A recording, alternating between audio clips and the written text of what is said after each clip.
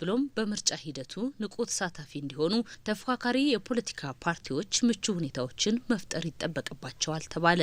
በምርጫ የአካል ጉዳተኞችን ተሳትፎ ለማሳደግ የብልጽግና ፓርቲ እየሰራ መሆኑን ገልጿል። እንግዲህ ፓርቲያችን ብልጽግና የመደመር ፓርቲ ነው። የመደመር ፓርቲ እንደመሆኑ ልዩ መገለጫው አካታችነት፣ አሳታፊነትና አቃፊነት ነው።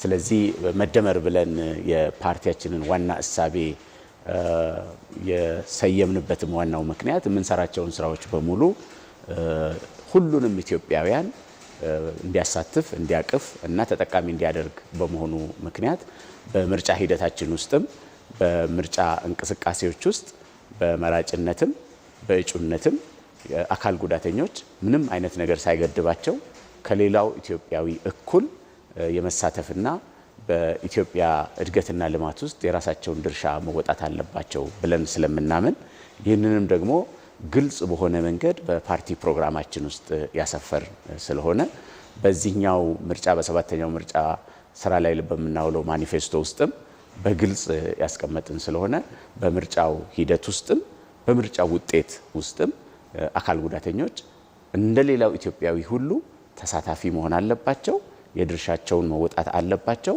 ከትሩፋቱም ተጠቃሚ መሆን አለባቸው። እንደገና በኢትዮጵያ እድገት ውስጥ ደግሞ የሚጠበቅባቸውን ሚና መጫወት አለባቸው ብለን ስለምናምን በእያንዳንዱ ሂደት ውስጥ አካተን እየሰራን ነው የምንገኘው ማለት ነው። በምርጫ ዝግጅታችን ሂደት ውስጥም በመራጭነትም በእጩነትም እንዲሳተፉ የሚያስችሉ ስራዎችን እየሰራን ያለ ነው ማለት ነው። ምርጫ የዲሞክራሲ ስርዓትን ይበልጥ ለማጠናከርና ዜጎች ለቀጣዮቹ 5 ዓመታት የሚያገለግሉትን መሪዎች የሚመርጡበት ነው። በሰባተኛው ሀገራዊ ምርጫ አካል ጉዳተኞች ብልጽግና ፓርቲን እንዲመርጡ ለምሳሌ እንደ ብሬልና የምልክት ቋንቋን ለአካል ጉዳተኞች ምቹ መንገዶችን ፈጥራችኋል? እንደ ፓርቲ ያው የምንሰራቸው በተለይ አሁን የሚዲያና የኮሙኒኬሽን ስራችን በተለይ ከምርጫ ጋር ተያይዞ የምንሰራቸው የሚዲያና የኮሙኒኬሽን ስራችን ብዝሃ ሚዲያን ስለሚጠቀም ብዝሃ አፕሮችን ስለሚጠቀም የተለያዩ የህብረተሰብ ክፍሎችን ተደራሽ ማድረግ አለብን የሚል እሳቤ ጥቅል እሳቤ ነው የምንከተለው። በዛ ሂደት ውስጥ ለምሳሌ በድምጽ የሚተላለፍ አለ፣ በጽሁፍ የሚተላለፍ አለ። በተቻለ መጠን የፈለግነውን ያህል ባይሄድም ስራዎቻችንን በምልክት ቋንቋ ለማስደገፍ እንሞክራለን እና መልእክቶች ተደራሽ በሚሆኑበት ጊዜ በአካል ጉዳት ምክንያት መልእክት ተደራሽ ሳይሆን እንዳይቀር የምንችለውን ጥረት እናደርጋለን። እዚህ ላይ ግን ገና ሙሉ በሙሉ በሚፈልገው ደረጃ አሳክተናል ማለት አንችልም። አንደኛ ራሱ ያለው ግንዛቤ ገና አላደገም። ሁለተኛ ከእቅዱ ጀምሮ እያንዳንዷን ስቴፕ አካቶ ከመስራት አንጻር እንደ ሀገር ያለው ውስንነት እኛ ጋር ይታያል ማለት ነው። ይሄን ማስተካከል እንደሚገባ እናምናለን። ለዚህም ነው የምንሰራቸው የቅድመ ምርጫ ስራዎች ውስጥም የምርጫ ዕለት ስራዎች ውስጥም በሚገባ የምልክት ቋንቋም ሆነ በተለያየ መንገድ የአካል ጉዳት ላለባቸው አካላት መልእክቶቻችንን ተደራሽ በሚያደርግ መንገድ መስራት በቅርብ የተጀመረ ነው። ብልጽግና ከተመሰረተበት ጊዜ ጀምሮ ይሄን ጥረት በሚገባ ያደርጋል። ግን በሚፈልገው ደረጃ ውጤት አምጥተንበታል ብለን ተኩራርተን የምንናገረው ነገር አይደለም ማለት ነው። የአካል ጉዳተኞችን ሁለንተናዊ ተሳትፎና ተጠቃሚነት ለማረጋገጥ ውሳኔ ሰጭነት በሚጠይቁ አበይት ሀገራዊ አጀንዳዎች ላይ በቀጥታ ማስተላለፍ ይገባል። አካል ጉዳተኞችን ሕገ መንግስቱ የሰጣቸውን መብቶች ከሚያረጋግጡባቸው ሁነቶች መካከል አንዱ ምርጫ መሆኑ ይታወቃል። በብልጽግና ፓርቲ የአካል ጉዳተኞችን ተሳትፎ በ2% እንደተወከለ የብልጽግና ፓርቲ የህዝብና ዓለም አቀፍ ግንኙነት ኃላፊ ዶክተር ቢቂላ ሁሬሳ ይናገራሉ። ለአካል ጉዳተኞች እስከ 2% የሚሆን የአካል ጉዳት ያለ የተለያየ አይነት የአካል ጉዳት ያለባቸው አካላት እንዲሳተፉ የተቀመጠ አሰራር አለ። በተቻለ መጠን በሰባተኛው ጠቅላላ ምርጫ ከቻል ከሱም አልፈን አካል ጉዳተኞች እንዲካተቱ እንዲሳተፉ የሚያስችል ጥረት ለማድረግ ሙከራ እያደረግን እንገኛለን።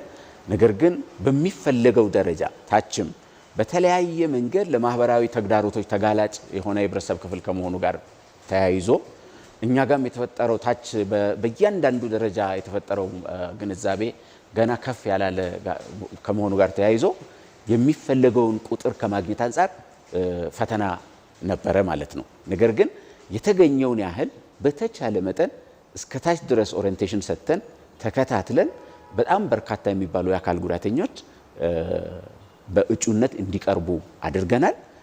የተባለውን 2% ግን ከመሙላት አንፃር ገና የሚቀረን ነገር መሆኑን ያሳያል ማለት ነው። ቀደም ባሉት ምርጫዎች የምርጫ ጣቢያዎች ለአካል ጉዳተኞች ምቹ ያለመሆኑ የግንዛቤ እጥረትና በታዛቢነት የመሳተፍ እድሉ አነስተኛ እንደነበር ይታወቃል። ፓርቲው በሰባተኛው ጠቅላላ ምርጫ የአካል ጉዳተኞችን ሁለንተናዊ ተሳትፎ ለማረጋገጥ ከኢትዮጵያ ብሔራዊ ምርጫ ቦርድ ጋር በቅንጅት እየሰራ መሆኑን ጠቁሟል። የሕግ ማዕቀፎች አካል ጉዳተኞችን ታሳቢ ያደረጉ መሆናቸውን የማረጋገጥ ስራ ከምርጫ ቦርድ ጋር በመሆን ማከናወኑን ጠቅሰው አካል ጉዳተኞች በምርጫ ታዛቢነት እንዲሳተፉ እየተሰራ መሆኑን ተገልጿል። እንደ ፓርቲ በተሰሩ የልማት ስራዎች ላይ ለአካል ጉዳተኞች የተሰሩ ስራዎች አሉ ወይ? የተገኙት ውጤቶችስ አሉ ወይ? ባለፉት 5 ዓመታት በተለያየ መንገድ የኢትዮጵያ የብልጽግና ጉዞ የአካል ጉዳተኞችን ተጠቃሚነትም ያካተተ እንዲሆን ታስቦ ተሰርቷል የሚል እምነት አለን።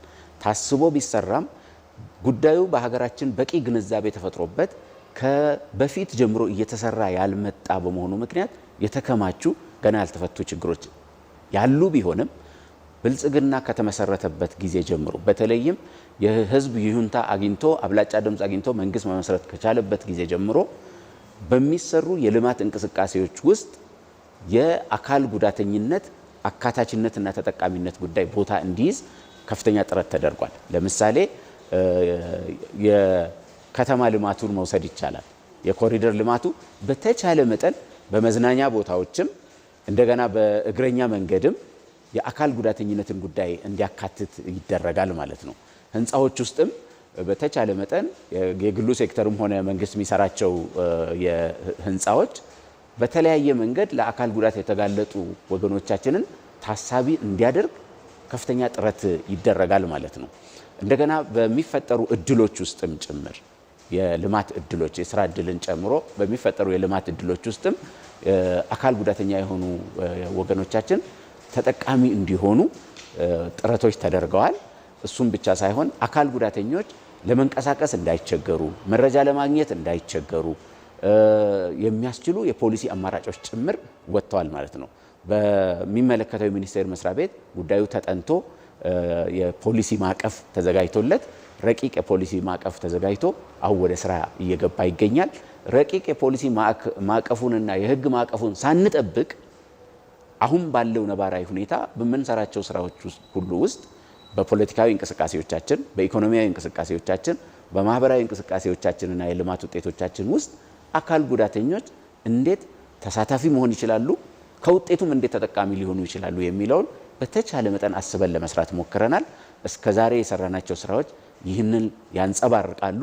ቅድም እንዳነሳውልሽ ከችግሩ ግዝፈትና ጉዳዩ በሀገር ደረጃ ግንዛቤ ሳይፈጠርበት የቆየ ከመሆኑ ጋር ተያይዞ ግን የሚፈለገውን ውጤት አምጥተን ያለውን የአካል ጉዳተኛ ብዛት ተደራሽ የሚያደርግ በኩራት የምንናገረው ውጤት ገና አስመዝግበናል ማለት አይቻልም። ፍላጎቱ አለን፣ ጥረቱ አለን። በማኒፌስቶችን አካተናል፣ በፓርቲ ፕሮግራሞቻችን አካተናል፣ በልማት እቅዶቻችን ውስጥ አካተናል እና የተሰሩ የልማት ስራዎችም ይህንን ታሳቢ እንዲያደርጉ የሚያስችሉ ተጨባጭ ውጤቶችን መሬት ላይ ማስመዝገብ ጀምረናል። ግን የሚፈለገው ውጤት ላይ ደርሰናል ማለት አይቻልም። በጣም ገና ብዙ ስራ ነው የሚቀረን። አንደኛ የግንዛቤ መፍጠር ስራ ይቀራል። በራሳችን በመዋቅር ውስጥ እስከታች ባለ መዋቅራችን ውስጥ ይህንን ታሳቢ ባደረገ መንገድ ስራዎች እንዲታቀዱና እንዲሰሩ የማድረግ የግንዛቤ መፍጠር ስራዎች ያስፈልጋሉ። ሁለተኛ የሚወጡ ህጎችን፣ አሰራሮችንና ፕሮቶኮሎችን ደግሞ በሚገባ ለቅሞ ተግብሮ አካል ጉዳተኝነትን ተደራሽ በሚያደርግ መንገድ ፖለቲካዊ፣ ኢኮኖሚያዊና ማህበራዊ እንቅስቃሴዎችን ከመከወን አንጻር ብዙ የሚቀረን አለ። ግን ብልጽግና ፓርቲ አካል ጉዳተኞችን ያሳትፋል፣ ያቅፋል፣ አካታች ያደርጋል። በእቅድ ላይ፣ በአፈጻጸም ላይ፣ በልማት ውጤቶች ላይ በተቻለ መጠን እንዲሳተፉና ተጠቃሚ እንዲያደርጉ የሚያስችሉ ስራዎችን ለመስራት ጥረት እናደርጋለን ማለት ነው።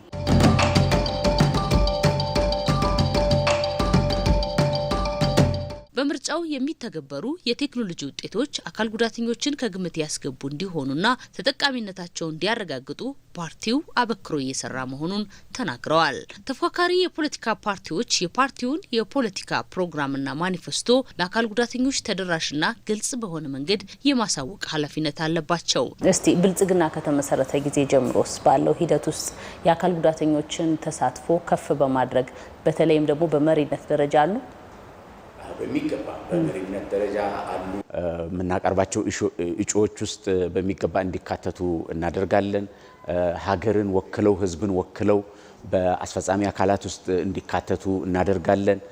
ሀገርና ህዝብን ወክለው በህግ አውጪ አካላት ውስጥ እንዲካተቱ እናደርጋለን። ስለዚህ ይሄኛው የአካል ጉዳተኝነት ጉዳይ ባለፉት ብልጽግና ከተመሰረተበት ጊዜ ጀምሮ አካታችነት፣ አቃፊነትና አሳታፊነት የሚለው የጠንካራ የሆነ እሳቢያችን አካል ጉዳተኞችንም ተጠቃሚ የሚያደርጉ ስራዎች ተሰርተዋል ማለት ነው።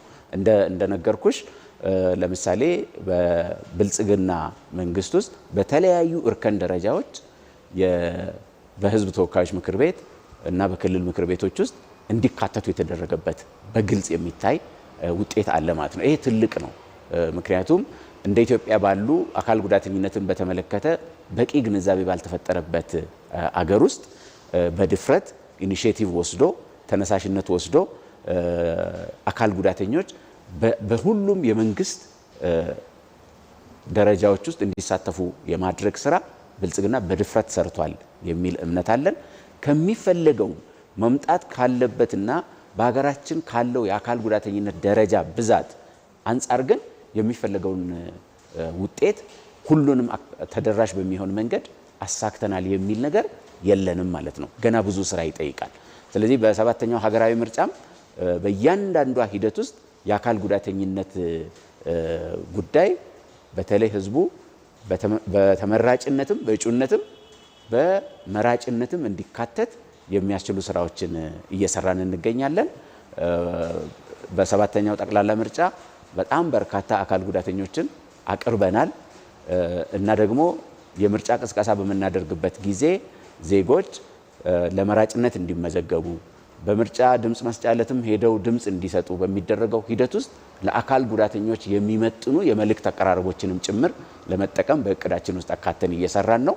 ስለዚህ እያንዳንዱ ብልጽግና የሚያካሂዳቸው የምርጫ ቅስቀሳ ሂደቶች በተለያዩ የአካል ጉዳተኝነትን ታሳቢ ያደረጉ የመልእክት አማራጮች እንዲቀርቡ እንሰራለን ማለት ነው።